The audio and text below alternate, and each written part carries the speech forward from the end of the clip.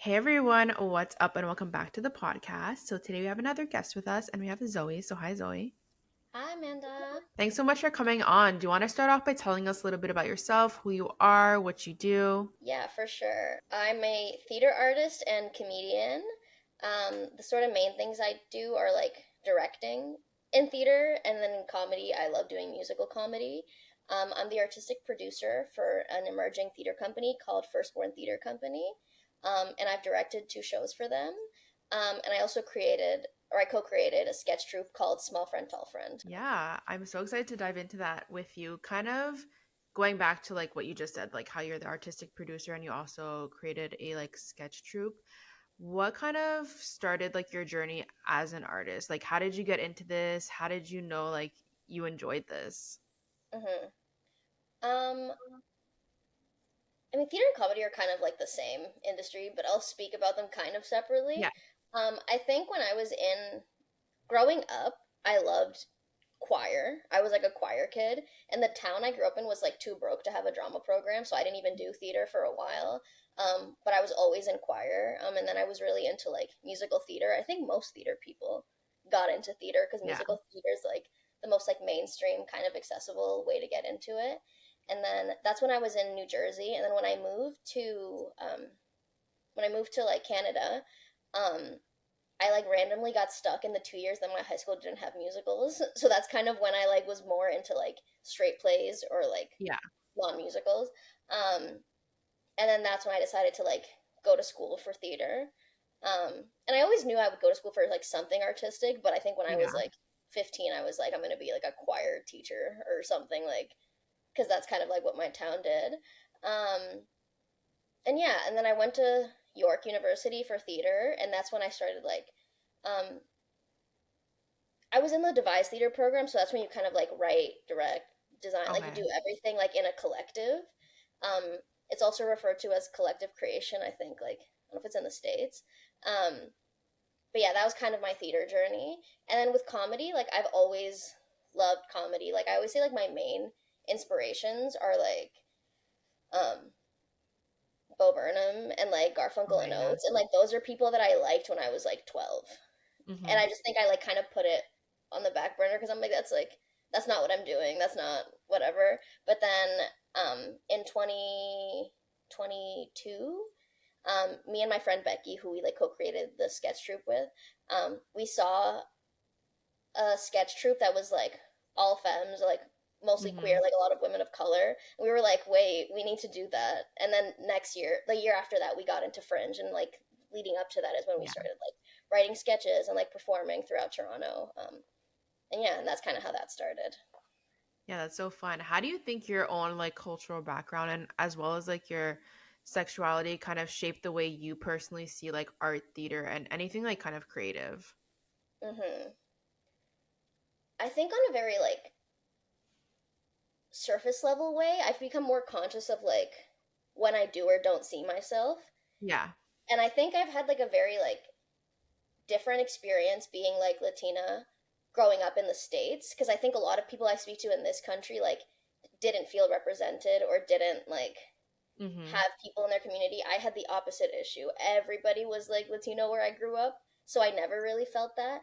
And then I Yeah. moved into this like really like white town when I was 14, like when I started high school before I moved to Canada, and that's kind of when I started feeling it. And like now being in the Mm-hmm. arts, I become so conscious of like what do these audiences look like? What is the Yeah. art? And even from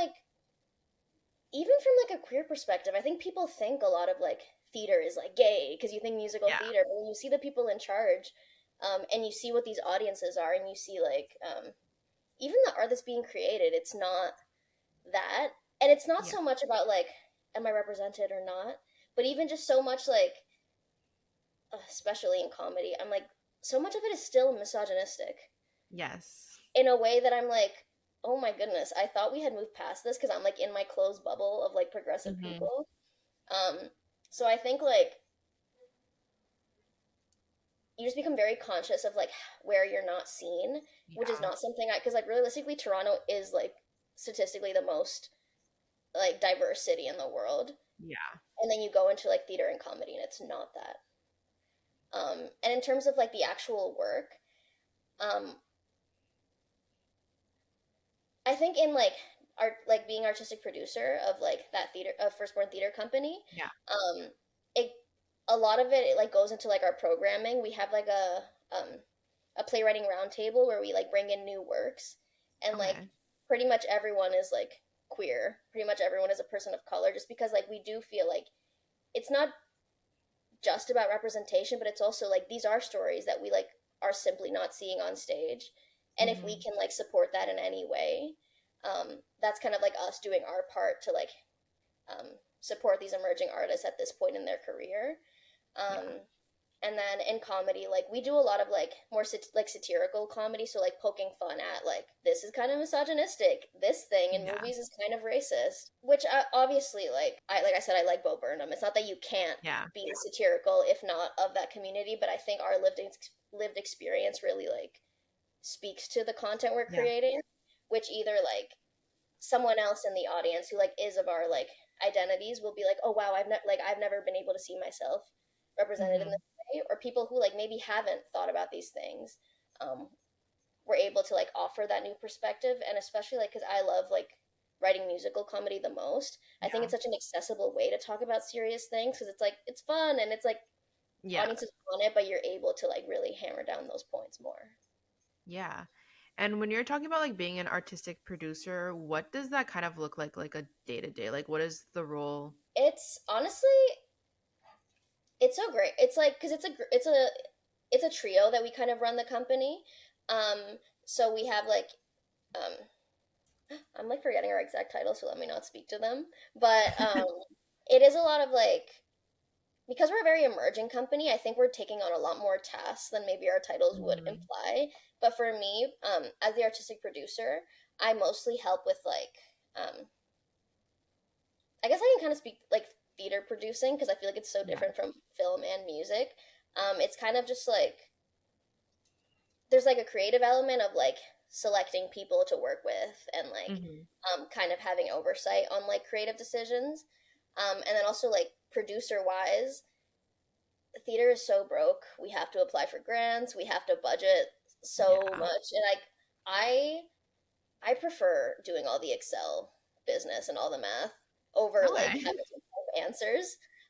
And that's kind of like the three of us kind of split up our tasks that way. The way we've been doing it the past 2 years is like we've had like a production, and then we're also running our playwriting roundtable. So like I've helped with like kind of all of us do everything. But yeah, it's like creative and also like all the administrative, financial Mm-hmm. stuff. I don't always love, but the Yeah. thing in there is like you can't in these early stages. You really have to like commit to like producing your own work. Yeah. Uh, And how did you kind of like how did it kind of start like firstborn theater? Like how you said you're it's three people, like you mhm, and two other people. How did you kind of come together? Where did you guys meet? mhm. And how did you kind of come up with the idea to like start this? Yeah.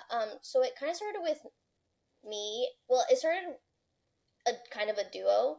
But our Hmm. artistic director, who's kind of like the oversight, like the main person in charge, Mercedes, we had met at York, Okay. and she was a year younger than me, and wanted to show me this play she had written, called Gringas, which was very like about growing up Latina in Canada. Hmm.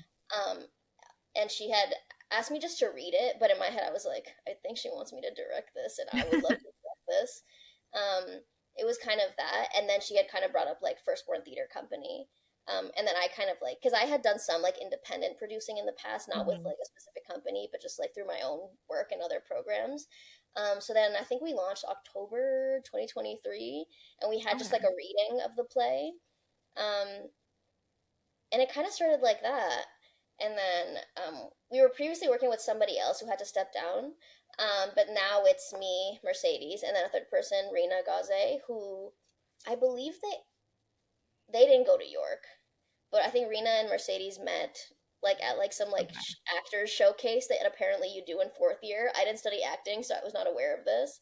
Um, and Rena was such a great person to work with and like was interested in doing this like theater producing stuff. Hmm. And she had worked with us a little bit because the year before that, when we did our like playwriting roundtable, um, she acted in like some of the new plays. Um, and then like she joined, and then we like Yeah. for the past year it's been the three of us, and yeah, um, it was more like Mercedes who kind of like sparked starting the company, but it was very just like, how do I put on my play? How do we help Yeah. other emerging artists like put on their work? And then yeah, pretty much that.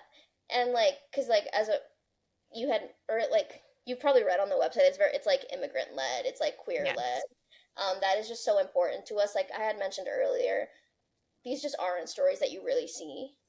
Mm-hmm. Um, and the thing with a lot of like immigrant stories, it's like or like just like people of color, a lot of it like the only things that really get programmed are like trauma porn or like Yes. being this is so hard, like which is like It's it never is like just a story with the person's identity, just a part of it. It's always yeah, like the whole sad thing that has to come from it. yeah, and it's like that can be some people's experience, but that can't Yeah. be the only narrative that gets programmed Hmm. because it's the only narrative that like people want to see. Yeah. And that's why like we were so excited about like when like the playwriting roundtable started that it's like, oh, we get to like uplift these voices. Hmm. Yeah. And so you help put on plays and stuff in the Toronto area. Hmm. How many is it like only like one play like for a certain amount of months then you move on to another one, or do you have like multiple going on at the same time? Like how does that work? um right now it's been very trial and error, see what comes. Okay. um the first 2 years we've been doing like the Toronto Fringe Festival. In Hmm. the first year we also did the Hamilton Fringe Festival, which is a festival with just like a lot of plays.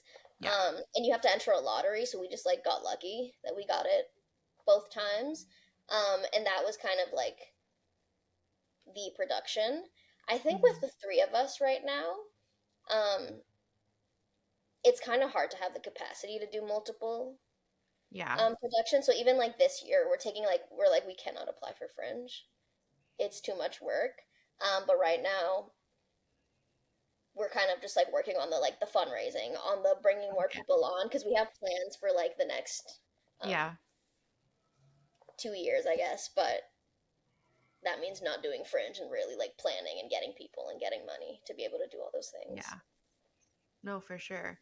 And talking about your small friend, tall friend, like a sketch comedy troupe, what kind of inspired you to go in that direction as well? Hmm. Um, well, it was like the seeing the show. We both like loved comedy, and Hmm. me personally in theater school, a lot of times I was like, I cannot do serious stuff. I'm okay being the comic relief and everything. I know it's what Yeah. I'm good at, and that's like fine. Some people are better at doing serious stuff. That is not me. Um, but yeah, it was really just like seeing that Fringe show and being like, okay, I think we can do this. And then we took Hmm. a writing class at Second City. Um, and that intro class was so useful, and like that like could kind of force us to write stuff every single week. And then because we got into Fringe, um, I'm such a Fringe advocate. Like it's We like have truly friends like here. I've been once yeah. Where are you based? in Montreal. Got you. I've been told it's fun. I think people always tell me Montreal is like more fun for these festivals. Um, We have a lot in the summer, but I have yeah, never been to like the Toronto like fringe, so like I can't compare it. yeah. I don't know. Yeah, we took that class, and then we were kind of because we were doing Toronto Fringe, we were like really strict in a way that we have not been since. Of like, you need to bring a new sketch or a song every single week, and like really trying to like write. And then we had like it's a group of four now, so it is like a Okay. bigger group. But before we like had everyone signed on, it was like me and Becky really like Hmm. we need to work on this. We need to work Yeah. on this, so that we could have an hour long show. Um, and then that like it's very easy. Like maybe I'm like privileged, maybe I just had a good time, but it's very easy to kind of step into the like comedy community because even just being in that like level one writing class, our teacher was like, "Hey, I do this show every month. If anybody wants to try new material, like do it there." And the way it kind of worked is like you you ask to do these shows, and then like a lot of times then you get invited to do shows. Um, Hmm. it's usually like variety shows or like you get like 5, 10, 15 minutes. and just like testing material through that. And then like in those months leading up to like Fringe in July, we just got to meet so many people and like perform. And then like, um,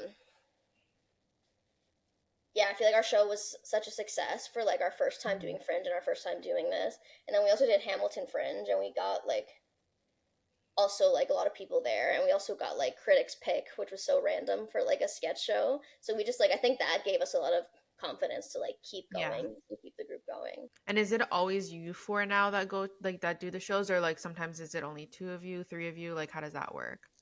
A lot of our songs are like two-person songs. Sometimes people just want like a little musical comedy, so then that'll be like Yeah. me and Becky. Usually we try to do four. I like was joking like this is like the first time ever that we all have like real jobs. So it's like so hard to like coordinate Hmm. sometimes. Um Especially like one of our troop members like is an engineer, and sometimes I'm like, yeah, respectfully, please do your work. You don't need to come Yeah. to this. So for a lot of our like smaller shows or like at like bars or like the 15-minute like 10-minute ones, sometimes it's a mix of people, Okay. like two, three, or four. But when we're doing like bigger shows like Toronto Sketch Fest or like when we've done other festivals, we really try to like keep the four of us. Yeah. No, that makes sense. And talking about like humor and comedy, how do you kind of use humor to help you kind of either like express like your identity, queerness, or even like the immigrant experience in like a fun Hmm. way? True. I think it like is easy to be vulnerable Hmm. in like musical comedy because I think even though I know that what I'm saying is like me and Yeah. it's how I feel and it's my experience, um, I think there is sort of like a from an audience perspective, maybe it's like this is like the character of Zoe, whereas like I know sometimes like I'm speaking like directly to what my experience has been. Yeah.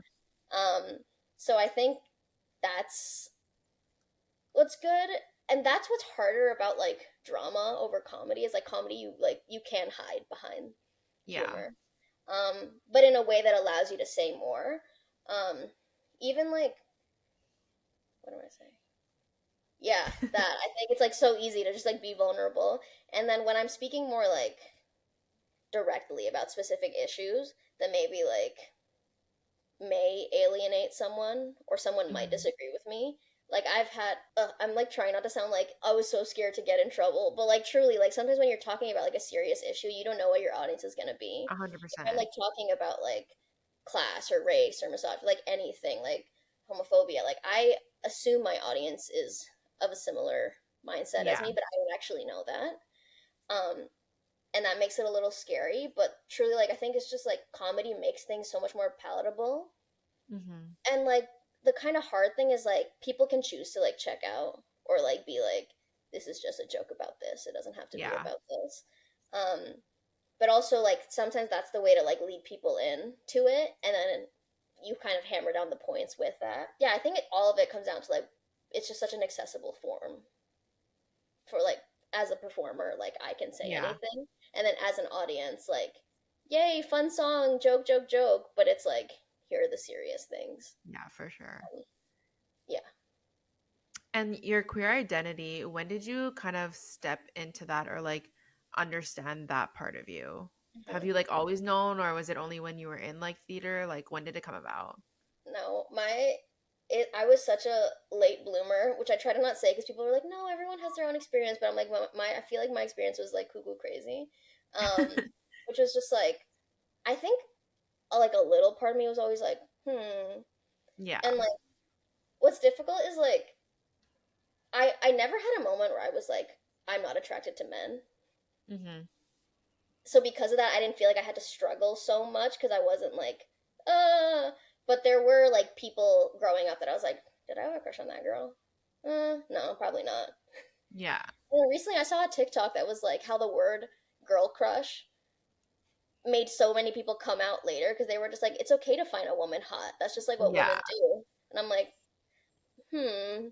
Um, but yeah, no, I didn't come out until like I guess this is I'll overshare. Like I was a late bloomer in like all senses of the word. I don't know what was my issue. I was not dating. I was not like doing That's anything okay. until I was like 23. I kind of had like my first dating experiences, and then it wasn't, Mhm. and that's kind of when I was like, I feel like I might be queer, but I can't tell. And I'm not like, which I get some people experiment or like go on dates before knowing Yeah. for sure. I think I was like, I can't do that. The thought of like going on a date with a woman and then I don't like it, I'm gonna feel like a piece of shit. Like I cannot do that. But then last year, well, this is like my partner now, but truly the Mhm. first like queer crush I had, I like dated, and I was like, and I remember the day that I was kind of like gonna be at this party with them. I texted my group chat and was like, guys, I think I have a gay crush. I will let you know tonight. And then yeah, and then we started dating. So that was kind of like truly like a year and a half ago that I was like, guys, I'm gay.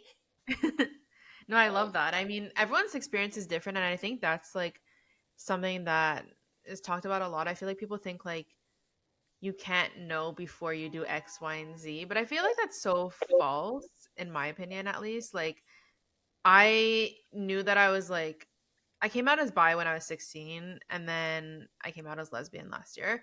mhm. But I feel like I just knew from a young age, but like you too, like I was like, oh, like maybe this is just like a random like girl crush and everything. And I went to like a Catholic all girls high school. Yeah, So going to that, I was always like, oh no, like I can't be gay. Like that's not like a thing. yeah, Like it's just like a phase or whatever. But now I'm like, okay, no, like yeah. I am. But yeah, no, I love that for you. And going through like your theater, your comedy, and like all the experiences that you've had, what are some things that you kind of learned about yourself through like producing, performing, and like collaborating with other people as well? Sorry, can you ask that one more time? Yes. So what's something that you've learned about yourself through like your producing journey, your performing journey, and also like collaborating with others in like creative spaces? I think a lot. I think a lot of like your professional relationships kind of inform how you'll be in personal relationships and in life. Hmm. Um, I think even just like things like my work boundaries or things like that, I think a Yeah. lot of it is like practice for real life. And especially like working with like you often work with friends or like people you went to school with or Yeah. you know. And also of like knowing when to lead and when to follow, things like that, and how to Hmm. communicate. I think it's just like everything has been trial and error, Yeah. especially like in directing specifically, because I feel like you are in like a position of leadership, and like where when I there's not a lot of directing training, um, Hmm.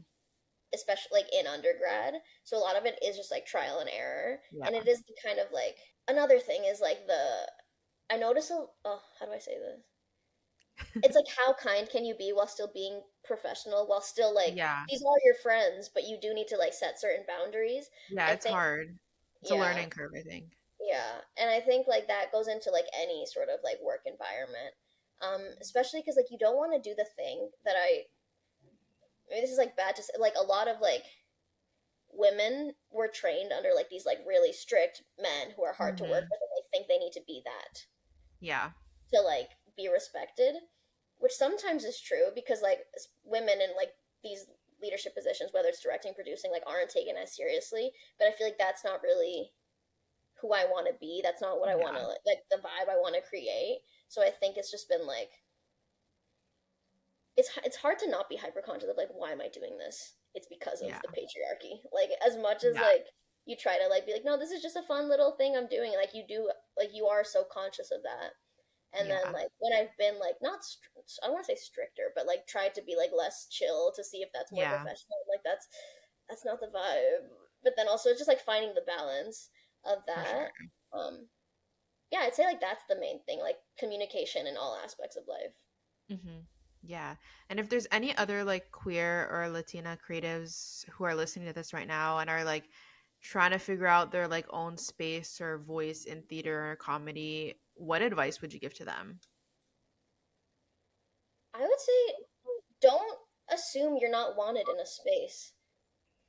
As much as like I'm saying it's like difficult and it's so like white majority male dominated, Hmm. realistically like people let yourself be let down. Maybe go into a space and find out it's not for you, but you need to just enter the space. You can't be Yeah. shy. You can't have imposter syndrome. I like try to talk down everyone from having imposter syndrome. Like, no, you deserve to be where you are. Like, you can make it. You can work hard and like Hmm. get these things you want, and don't be like, Um, don't be worried that you're not going to be accepted before you're trying. Yeah. Maybe that happens, but there's always like, this is such a random. I took a clown class once, Okay. um, and the like teacher was very like, if you go somewhere and people don't laugh, that's okay. That's not your audience. Go find another audience. And I feel like Hmm. I've kind of like implemented that into like all aspects of life. Yeah. Like there are so many people doing theater. There are so many people doing comedy. You might have a bad experience with one company. Yeah. That's not your company. You don't need to work with them. You can always Exactly. work with other people. You can always like the people you went to school with that you liked doing like certain projects with. Reach out to those people. Um, don't assume people don't want to work with you. Don't assume people don't want you like working on their projects or working in their company. Like Yeah. more times out of not, they will like that you took the initiative to like reach 100%. out. Yeah. Yeah. And so if Firstborn Theater could produce any dream project to you, what would it be? Hmm. I think it's hard to say like a title because I think we're like our focus is like new Canadian Yeah. works. So we wouldn't like say like we'd love to produce like this thing. Yeah. But I think our dream is truly for these grants to come in, Yes. for us to be able to pay everybody like Mm-hmm. equity rates, like equitable rates for everything. Um, and to be able to pay for the production that a script requires, because that's the other thing. People always talk about how like broke theater is in Canada, Mm-hmm. and that's why like designers can't really design, directors can't really direct because it's like so text focused because there just isn't Yeah. money for things. Or like they always like try to tell us like no big casts because it costs so much money to pay everybody equitably. So I think if Firstborn Theater Company could produce anything, it'd be just like a 20-person show with like a huge production budget and a huge set and huge props and everything, and everybody is paid amazingly. Yes. That's the dream. No, I love that. And then a fun little question I have for you is if your life were to be a play, what do you think the title would be and what genre would it fall under? It would be a comedy, and it would be a quote I often say is when it rains, it pours. Okay. Because I feel like sometimes, like, I feel like anytime bad things are happening to me, a bunch of bad things happen to me, but then I'm like, good things are going to happen soon. And then a bunch Yeah. of good things happen. It feels like it's never neutral. It's always like, ah, yay. So Like I think a that roller would be, coaster vibe. yeah. No, I love that. And then my last question for you is since the podcast is called The Layers of Us, what layer would you kind of like to pull back and learn more about yourself in the upcoming year? I would love to learn. This may be like random, but like how I actually want to dress. Okay, it, honestly, me too. Because I feel like, yeah, I feel like um I used to like not want to spend money ever is my other thing. So I would just wear the same clothes for like years and years and years. Um, and then because I moved out so late, not that that changes anything, but because I wasn't like having a job where I could spend money for like a Mhm. while, I was like just not thinking about it. Yeah. And like I mentioned before, like you don't want to always be conscious of like why am I doing this, the patriarchy. Yeah. But I do feel like sometimes I'm like I don't feel confident in the way I dress, and there must be a way to Mhm. dress better. Um, not better, but like I don't know, more flatter, whatever you want to say. And a lot of times I'm like, same reason why like I go through like I have to wear makeup all the time versus no, the patriarch is telling me that I can't wear makeup ever. I'm like, what is Yeah. it that I actually want to do? Yeah. Because I think that like really affects like how I look from day to day. And like Hmm. I'm like, there's things I want to wear, but is it because this TikTok influencer looks hot and I want to look like her? Is it because like I think this is what people think is hot? Like it's hard to like not kind of Think put that about in that. your head. So Yeah. I want to just like be able to be like, I want to wear this. That is how I'm gonna dress now. Yeah. No, I love that. Well, that's all I had for you today. So thank you so much again for coming on and sharing all this. Before you leave, do you want to shout out any of your socials where people can find you? I don't know if you have any upcoming shows or anything that you want to shout out, but floor is yours. Thank you. My Instagram is ZMAR underscore. And then in the bio, you'll see the links for Firstborn Theater and for Small Friend Tall Friend. And Firstborn Theater Company, we have a show coming up. We just did a musical called Killy Willy at Toronto Fringe, and now we're doing 4 performances at the Second City Toronto. October 28th to 31st. So Okay. get your tickets for that. Awesome. Well, thank you so much again for coming on. Yeah, thank you for having me.